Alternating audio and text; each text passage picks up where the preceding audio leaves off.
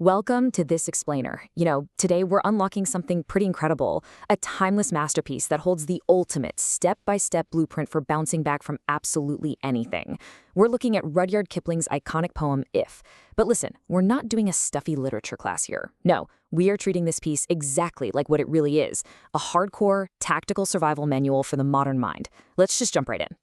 So you might be wondering, what exactly is the formula for ultimate mental resilience? I mean, we hear about resilience constantly today, right? There are endless podcasts, literally hundreds of self-help books, and countless productivity hacks all trying to teach us how to handle stress. But here's the wild part. The exact psychological framework, an actual step-by-step formula for bulletproof mental fortitude, was laid out over a century ago. We're going to decode that framework together and figure out exactly how to apply its profound wisdom to the absolute chaos of our modern lives. It all starts with this line: if you can keep your head when all about you are losing theirs. This instantly drops us right into the core theme.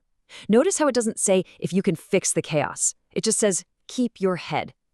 Think about a time when, say, your company is going through massive layoffs or a major project is just completely tanking and people are panicking and pointing fingers everywhere. The absolute foundational step to true resilience is holding your internal ground when the external world is literally shaking around you. It's about being the anchor in that storm. Which brings us to our first major concept, mastering your own mind. We're given this rapid-fire checklist of mental defenses here, and what's absolutely crucial is the sheer balance it requires. You have to trust yourself when people doubt you, but, and this is the really hard part, you also have to humbly make allowances for their doubting. You can't just be blindly stubborn, right? You need the empathy to understand exactly why they might be skeptical in the first place. Plus, when office politics get nasty or you're being trolled online, you cannot reflect that toxicity back. You don't deal in lies, you don't give way to hate, and the absolute hardest part of the whole shebang, you can't act self-righteous about your restraint. True resilience is neutralizing your own toxic reaction to critics while staying profoundly humble. All right, moving on to the next phase, taming our dreams and thoughts. Once you've got a handle on external negativity, you've got to master your own ambition. Dream, but don't make dreams your master. Think, but don't make thoughts your aim. You need vision, for sure. But think about the classic entrepreneur, the person who constantly talks about their grand world-changing vision but never actually builds the product. The second you become obsessed with a fantasy of success over the daily grind of execution, or if you fall into analysis paralysis where thinking completely replaces doing, well, you've lost control. Your thoughts and dreams are incredible tools, absolutely, but they are not the finish line. And that brings us to a really profound level of emotional neutrality. You have to realize that both wild success, triumph, and crushing failure, disaster, are really just temporary illusions.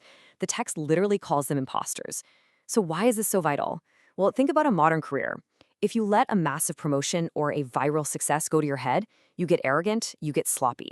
But if you let a failed product launch go to your heart, you get demoralized and you just give up.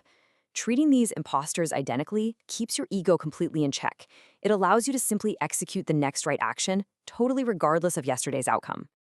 Let's raise the stakes a bit now and look at risk, ruin, and resilience. You have to be prepared to watch the things you gave your life to broken by knaves, basically bad faith actors. Imagine speaking the absolute truth, pouring years into building a stellar reputation or business, only to watch dishonest competitors or internet trolls completely twist your words to trick others, dismantling your life's work right in front of you. It is the ultimate visceral gut punch of betrayal. So what do you do when the absolute worst-case scenario becomes your waking reality? Well, we're given a literal blueprint for a comeback here. Step 2 is breathe no word of your loss. Now, this is fascinating and honestly incredibly challenging today. When we fail nowadays, our first instinct is usually to broadcast our victimhood, right? To write some long post seeking pity and validation online. But true resilience demands absolute silence about your loss. You don't complain. Instead, you move right to step 3. You quietly stoop down, pick up whatever worn-out tools you have left, and you start over from scratch. The sheer power of a silent comeback is just unmatched. There's a great reference here to pitch and toss, which was this Victorian gambling game where you could risk your entire pile of winnings on a single coin flip. Think of it like pushing all your chips into a high-risk startup, or maybe completely pivoting your career at age 40. The resilient mindset dictates that you absolutely must have the courage to take that massive calculated risk. And if you lose the entire heap, you go straight back to the starting line and begin again without shedding a single tear over it. Because let's be real, rebuilding from scratch takes an unbelievable physical toll. There will come a point where your heart, your nerve, your sinew, your sheer physical and mental capacity are just completely depleted. Burnout sets in, the caffeine stops working, a good night's sleep just isn't enough anymore. And at that exact moment, the only thing left to command your failing body is raw, unyielding willpower. When there is absolutely nothing left inside of you, your mind has to shout a single overriding command to your biology: hold on. Okay, let's zoom out a bit for section 4, navigating people and time.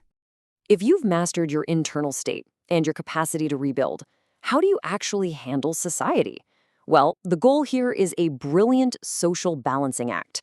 You need the ability to operate at the highest levels of influence, walking with kings, negotiating in boardrooms, dealing with elites, without ever losing your grounded humanity and your common touch.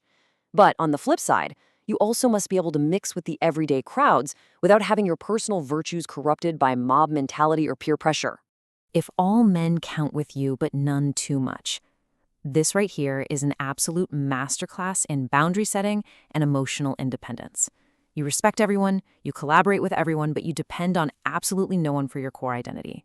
Because if someone counts too much, if you're overly reliant on a boss's praise or a partner's validation, they hold power over your emotional state. By ensuring no one holds that ultimate leverage, neither foes nor loving friends can ever truly derail you. And finally, we arrive at the peak, section 5. The ultimate reward. It's called the unforgiving minute. And man, this is such a stark, powerful way to view time. Time is the great equalizer, and it is a totally unforgiving force. It doesn't care if you're tired, if you're grieving a huge failure, or if you're taking a victory lap after a massive win. It simply does not pause.